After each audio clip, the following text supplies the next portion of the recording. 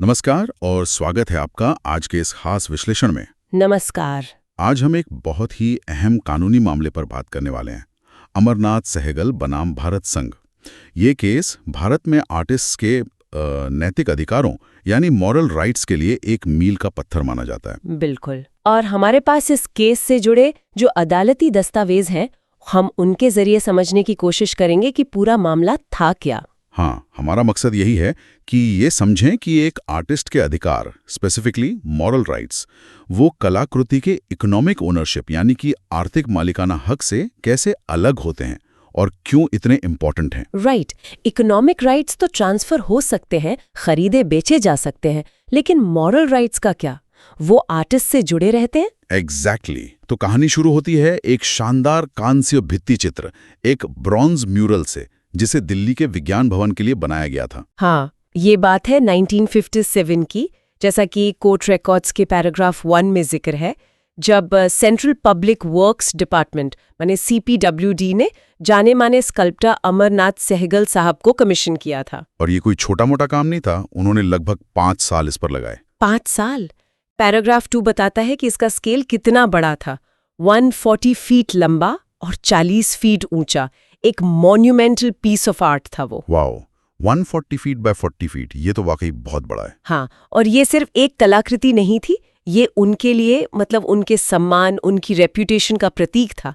विज्ञान भवन जैसी प्रतिष्ठित जगह पर लगा था। फिर हुआ क्या? विवाद कहाँ से शुरू हुआ? विवाद शुरू हुआ 1979 में। पैराग्राफ 3 में इसका जिक्र है। हुआ ये कि बिना सहगल साहब को बताए, बिना उनकी परमिशन या कंसेंट लिए, उस म्यूरल को दीवार से उखाड़ दिया गया। उखाड़ दिया गया? Just like that? हाँ, और उसे फिर एक स्टोर रूम में मतलब कबाड़ की तरह फेंक दिया गया। आप सोच सकते हैं कि आर्टिस्ट को कैसा महसूस हुआ होगा। It was a huge shock and insult. जाहिर है किसी भी आर्टिस्ट के लिए ये एक बुरे सपने जैसा होगा, अपने काम को इस तरह देखना। एग्जैक्टली। इसी वजह से काफी सालों तक उन्होंने सरकार से बात करने की कोशिश की, लेकिन जब कुछ नहीं हुआ तो आखिरकार 1992 में उन्होंने अदालत का रुख किया। ओके, तो उन्होंने क्या लीगल एक्शन लिया? उन्होंने कॉपीराइट एक्ट 1957 की धारा 57, सेक्शन 57 के तहत मुकदमा दायर किया। ये सेक्शन आर्टिस्ट के स्पेशल राइट्स, जिन्हें हम मॉरल राइट्स कहते हैं, उनसे डील करता है। उनकी मांगें क्या थीं कोर्ट से? पैराग्राफ 3 में शायद इसका ब्यौरा है। हाँ, पैराग्राफ 3 में डिटेल है।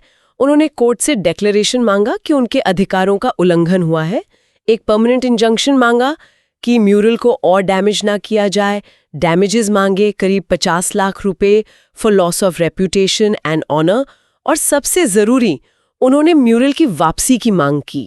अच्छा खासा कॉम्पेंसेशन मांगा था। हाँ, क्योंकि उनके लिए ये सिर्फ मेटल का टुकड़ा नहीं था, ये उनकी आत्मा का हिस्सा था, उनकी पहचान थी। दूसरी तरफ सरकार का क्या कहना था? यूनियन ऑफ इंडिया का क्या स्टैंड था? पैराग्राफ 4। सरकार का आर्ग्यूमेंट, जैसा पैराग्राफ 4 में है, बड़ा सीधा था। उन्होंने कहा कि भाई, हमने आर्टिस्ट को पेमेंट कर दी है, तो अब ये म्यूरल हमारी प्रॉपर्टी है, वी आर दी ओनर्स। अच्छा, तो मालिकाना हक का दावा? हाँ, और उनका कहना था कि मालिक होने के नाते उन्हें ये अधिकार है कि वो उसे रखें, हटाएं या कहीं भी स्टोर करें। आर्टिस्ट का इसमें कोई से नहीं होना चाहिए। और उन्होंने एक और पॉइंट उठाया था, लिमिटेशन का, समय सीमा का। यस, ये एक बड़ा लीगल हर्डल बनाने की कोशिश थी। उनका कहना था कि घटना, कॉज ऑफ एक्शन, तो 1979 में हुई जब म्यूरल हटाया गया, और मुकदमा दायर हुआ 1992 में। तो 12 साल से ज्यादा का वक्त बीत गया। एग्जैक्टली। तो उनका आर्ग्यूमेंट था कि ये मुकदमा लिमिटेशन एक्ट के तहत टाइम बार्ड है, यानी कानूनी समय सीमा के बाहर है, इसलिए इसे सुना ही नहीं जाना चाहिए। ओके, तो कोर्ट के सामने अब कई अहम सवाल थे, जिन्हें इश्यूज कहते हैं। पैराग्राफ 5 में शायद लिस्टेड हैं। हाँ, पैराग्राफ 5 में कोर्ट ने इश्यूज फ्रेम किए। पहला, क्या ये सूट टाइम बार्ड है? दूसरा, क्या आर्टिस्ट के पास सेक्शन 57 के तहत मॉरल राइट्स हैं, इवन इफ कॉपीराइट सरकार के पास ट्रांसफर हो गया हो? तीसरा, क्या सरकार ने इन राइट्स का उल्लंघन किया है? और चौथा, क्या आर्टिस्ट डैमेजेस का हकदार है? तो सबसे पहले लिमिटेशन वाले मुद्दे पर बात करते हैं। कोर्ट ने इस पर क्या कहा? पैराग्राफ 6 में इसका जिक्र है। हाँ, ये बहुत क्रूशल था। आर्टिस्ट का कहना था, जैसा पैरा 6 में बताया गया है, कि वो 1979 से लगातार सरकार से कॉरेस्पॉन्डेंस कर रहे थे, गुहार लगा रहे थे, लेकिन उन्हें कभी साफ तौर पर इनकार नहीं किया गया। कम्युनिकेशन चलता रहा। अच्छा, मतलब चीज फाइनल नहीं हुई थी उनके हिसाब से। राइट। और कोर्ट ने इस बात को माना। कोर्ट ने एक बहुत महत्वपूर्ण बात कही जिसका सार पैरा 6 में है कि मॉरल राइट्स ये आर्टिस्ट के साथ जीवन भर रहते हैं अनलेस वो एक्सप्लिसिटली उन्हें वेव कर दें, यानी छोड़ दें। मतलब ये एक्सपायर नहीं होते? नहीं, कोर्ट ने कहा कि ये राइट्स वेव नहीं किए गए थे और क्योंकि आर्टिस्ट लगातार मामले को उठा रहे थे, इसे टाइम बार्ड नहीं माना जा सकता। ये एक ऑनगोइंग रॉन्ग था। ये तो आर्टिस्ट के लिए एक बड़ी जीत थी। पहला हर्डल पार हुआ। बिल्कुल। अब मामला मेरिट्स पर आ गया और यहीं पर मॉरल राइट्स का कॉन्सेप्ट सेंट्रल हो जाता है। हाँ, ये समझना जरूरी है। ये नैतिक अधिकार या मॉरल राइट्स आखिर हैं क्या? थोड़ा डिटेल में बताइए। पैराग्राफ 7 शायद इसी पर है। एग्जैक्टली। पैराग्राफ 7 इस डॉक्ट्रिन को समझाता है। देखिए, जब कोई आर्टिस्ट कोई काम बनाता है तो उसके साथ सिर्फ इकोनॉमिक राइट्स नहीं जुड़ते कि वो उसे बेच सके या लाइसेंस कर सके। कुछ नॉन इकोनॉमिक राइट्स भी होते हैं जो उसकी पर्सनैलिटी से जुड़े होते हैं। जैसे कि? इसमें मुख्य रूप से कुछ कैटेगरीज हैं। पहला है पैटर्निटी राइट या राइट ऑफ एट्रीब्यूशन, मतलब आर्टिस्ट का अधिकार कि उसे उस काम के क्रिएटर के तौर पर पहचाना जाए, उसका नाम उसके काम के साथ जुड़े। अपना नाम जुड़वाने का अधिकार। Make sense. दूसरा है राइट ऑफ डिस्क्लोजर या डिवल्गेशन राइट। ये आर्टिस्ट का अधिकार है कि वो तय करे कि उसका काम पब्लिक में कब और कैसे लाया जाएगा। अच्छा, मतलब रिलीज करने का कंट्रोल। हाँ। तीसरा और इस केस में सबसे रेलेवेंट है राइट ऑफ इंटेग्रिटी या इनवायोलेबिलिटी राइट। ये सबसे इंपॉर्टेंट है। ये आर्टिस्ट का अधिकार है कि वो अपने काम में किसी भी तरह की डिस्टोर्शन, म्यूटिलेशन, मॉडिफिकेशन या किसी भी ऐसे एक्शन का विरोध करे जो उसके सम्मान या प्रतिष्ठा के लिए हानिकारक हो। यानी काम के साथ छेड़छाड़ ना होने देना जिससे आर्टिस्ट की रेपुटेशन खराब हो। प्रिसाइसली। अगर कोई आपके पेंटिंग में मूछें बना दे या स्कल्पचर का कोई हिस्सा तोड़ दे या उसे किसी अपमानजनक कॉन्टेक्स्ट में यूज करे तो आर्टिस्ट इस राइट के तहत एक्शन ले सकता है। और चौथा है राइट ऑफ रिट्रैक्शन या विड्रॉल। ये कुछ ज्यूरिस्डिक्शंस में मिलता है कि आर्टिस्ट चाहे तो अपने काम को पब्लिक सर्कुलेशन से हटा सकता है अगर उसे लगे कि ये अब उसके विचारों को रिफ्लेक्ट नहीं करता। हालांकि इसमें कॉम्पेंसेशन वगैरह देना पड़ सकता है। इंटरेस्टिंग। तो सहगल के केस में इंटेग्रिटी राइट सबसे ज्यादा पर्टिनेंट था। यस, क्योंकि म्यूरल को हटाया जाना और स्टोर रूम में रखना, इसे उन्होंने अपने काम का अपमान और म्यूटिलेशन माना जिससे उनकी प्रतिष्ठा को ठेस पहुंची। क्या इन राइट्स को इंटरनेशनल रिकॉग्निशन मिली हुई है? पैराग्राफ 8 में बर्न कन्वेंशन का जिक्र है। हाँ बिल्कुल, मॉरल राइट्स इंटरनेशनली रिकॉग्नाइज्ड हैं। Burn convention for the protection of literary and artistic works, जिसका भारत भी सिग्नेटरी है, उसका article 6 bis specifically moral rights की बात करता है। क्या कहता है आर्टिकल 6 bis? वो कहता है कि इकोनॉमिक राइट्स ट्रांसफर होने के बाद भी आर्टिस्ट के पास ये अधिकार रहता है कि वो ऑथरशिप क्लेम करे, पैटर्निटी राइट, और अपने काम के किसी भी डिस्टॉर्शन, म्यूटिलेशन या मॉडिफिकेशन या किसी डेरोगेटरी एक्शन का विरोध करें जो उसकी ऑनर या रेपुटेशन के लिए प्रेजुडिशियल हो। Integrity right. और ये राइट्स आर्टिस्ट की डेथ के बाद भी रहते हैं। यस। आर्टिकल 6 bis कहता है कि राइट्स कम से कम इकोनॉमिक राइट्स के एक्सपायर होने तक बने रहते हैं, यानी ऑथर की लाइफ प्लस 60 years भारत में। इसमें एक और पॉइंट था पैराग्राफ 9 में कि क्या काम को पूरी तरह डिस्ट्रॉय कर देना भी मॉरल राइट्स का वायलेशन है। हाँ, ये एक इंटरेस्टिंग डिबेट है। कुछ का मानना है कि डिस्ट्रक्शन इंटेग्रिटी राइट में कवर्ड नहीं है क्योंकि म्यूटिलेशन या डिस्टॉर्शन का मतलब है कि काम अभी भी एग्जिस्ट करता है, बस बिगड़ी हुई फॉर्म में। लेकिन कोर्ट ने इसे कैसे देखा? कोर्ट ने, जैसा हम आगे देखेंगे पैराग्राफ 14, डिस्ट्रक्शन को भी एक तरह से एक्सट्रीम फॉर्म ऑफ म्यूटिलेशन माना। उनका व्यू था कि अगर काम को नष्ट करने से आर्टिस्ट की रेपुटेशन को नुकसान पहुंचता है तो वो भी एक्शनेबल हो सकता है अंडर मॉरल राइट्स। ठीक है, अब आते हैं भारतीय कानून पर। Yes. Section 57 of the copyright act 1957, paragraph 10 और 11 में शायद इसके ओरिजिनल और एमेंडेड वर्जन की बात है। हाँ, भारत में मॉरल राइट्स को सेक्शन 57 प्रोटेक्ट करता है, जिसे ऑथर्स स्पेशल राइट्स कहा गया है। ओरिजिनली ये सेक्शन काफी ब्रॉड था, फिर इसमें बदलाव हुआ है। यस, 1994 में इसमें अमेंडमेंट हुआ। जो नया सेक्शन 57 आया उसमें 2 मेन राइट्स कवर किए गए, पैटर्निटी राइट, काम पर अपना नाम क्लेम करना, और integrity right, distortion, mutilation, modification वगैरह को रोकना। तो बदलाव क्या था? पैराग्राफ 12 में साइन क्वा नॉन का जिक्र है। हाँ, बड़ा बदलाव इंटेग्रिटी राइट को लेकर था। अमेंडेड सेक्शन 57(1)(b कहता है कि आर्टिस्ट डिस्टॉर्शन, म्यूटिलेशन, मॉडिफिकेशन वगैरह के खिलाफ इंजंक्शन या डैमेजेस तभी मांग सकता है जब ये साबित हो कि ऐसा एक्शन उसके ऑनर या रेपुटेशन के लिए प्रेजुडिशियल है। अच्छा, तो नुकसान का सबूत देना जरूरी हो गया। एग्जैक्टली।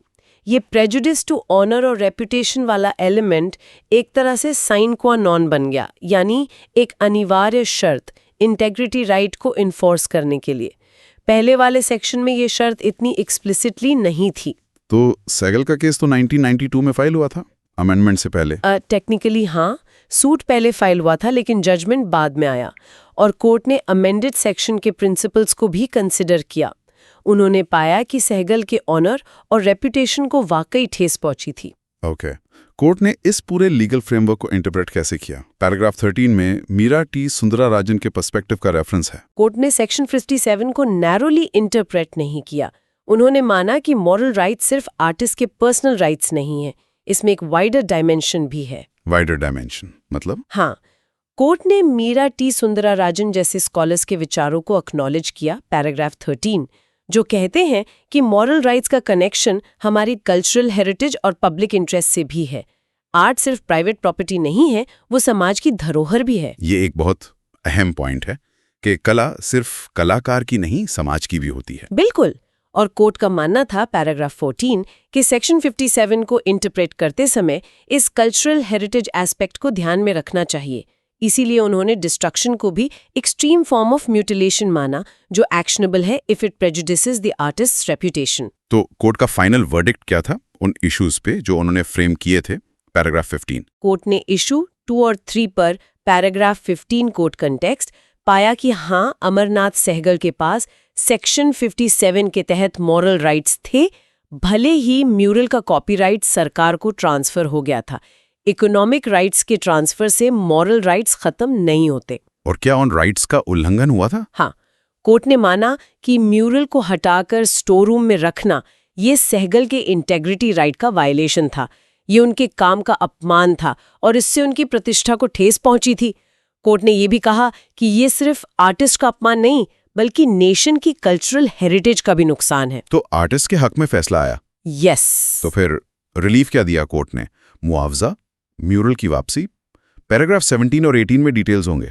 कोर्ट ने कहा, पैराग्राफ 17, कि ये म्यूरल, ये कलाकृति कबाड़ होने के लिए बहुत कीमती है, too precious to be lost to the nation, उसे रिस्टोर किया जाना चाहिए। और फाइनल ऑर्डर्स क्या थे? पैराग्राफ 18। कोर्ट ने काफी कॉम्प्रिहेंसिव रिलीफ दिया। पहला, उन्होंने आदेश दिया कि म्यूरल के जो भी अवशेष है वो 2 हफ्तों के अंदर सहगल को लौटाए जाएं। ओके, वापसी का आदेश। दूसरा, कोर्ट ने डिक्लेयर किया कि म्यूरल में अब सारे राइट्स इंक्लूडिंग कॉपीराइट सहगल के पास होंगे, सरकार का कोई अधिकार नहीं रहेगा। ये बहुत बड़ी बात थी। वाओ। ओनरशिप वापस आर्टिस्ट को दे दी। तीसरा, सहगल को ये अधिकार दिया गया कि वो इस म्यूरल को कहीं भी रिक्रिएट कर सकते हैं, एग्जिबिट कर सकते हैं और सेल भी कर सकते हैं। मतलब पूरी फ्रीडम दे दी गई। चौथा, कोर्ट ने 5 लाख रुपए का हर्जाना, डैमेजेस भी अवार्ड किया, साथ में इंटरेस्ट अगर पेमेंट में देरी हो। ऑर्डर डी, 50 लाख मांगा था, 5 लाख मिला, पर मिला जरूर। हाँ, क्वांटम कम था पर प्रिंसिपल एस्टैब्लिश हो गया। और 5वां, मुकदमे का खर्चा, कॉस्ट भी सरकार को देने का आदेश हुआ। ऑर्डर ई। ये तो वाकई एक लैंडमार्क जजमेंट था, आर्टिस्ट के लिए एक बड़ी जीत। एब्सोल्युटली। ये केस साफ तौर पर एस्टैब्लिश करता है कि मॉरल राइट्स, खासकर इंटेग्रिटी राइट, ये इकोनॉमिक राइट से इंडिपेंडेंट है। ये आर्टिस्ट और उसके काम के बीच का जो गहरा कनेक्शन है, जो उसकी रेप्यूटेशन है, उसको प्रोटेक्ट करते हैं। और सिर्फ आर्टिस्ट ही नहीं, जैसा आपने कहा, कल्चरल हेरिटेज के लिए भी इम्पोर्टेंट है। बिल्कुल।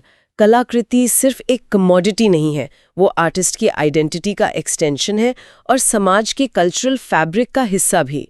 This judgment underlines that. तो यहाँ पर हम अपने श्रोताओं के लिए एक विचार छोड़ सकते हैं। जरूर। आज का दौर डिजिटल है, AI आर्ट बना रही है, रीमिक्स कल्चर बहुत कॉमन है। ऐसे में ऑथरशिप माने किसका काम है और इंटेग्रिटी मतलब काम की अखंडता, ये कॉन्सेप्ट्स कैसे अप्लाई होंगे? हाँ, ये बहुत रेलेवेंट सवाल है। टेक्नोलॉजी के साथ ये बैलेंस कैसे बनेगा? ओरिजिनल क्रिएटर के राइट्स कैसे प्रोटेक्ट होंगे जब मॉडिफिकेशन और रीपर्पसिंग इतना आसान हो गया है? इस पर सोचने के लिए वाकई बहुत कुछ है। खैर, ये थी कहानी अमरनाथ सहगल बनाम भारत संघ मामले की। समझने के लिए बहुत कुछ था। हाँ, उम्मीद है श्रोताओं को ये कानूनी पहलू इंटरेस्टिंग लगे होंगे। धन्यवाद।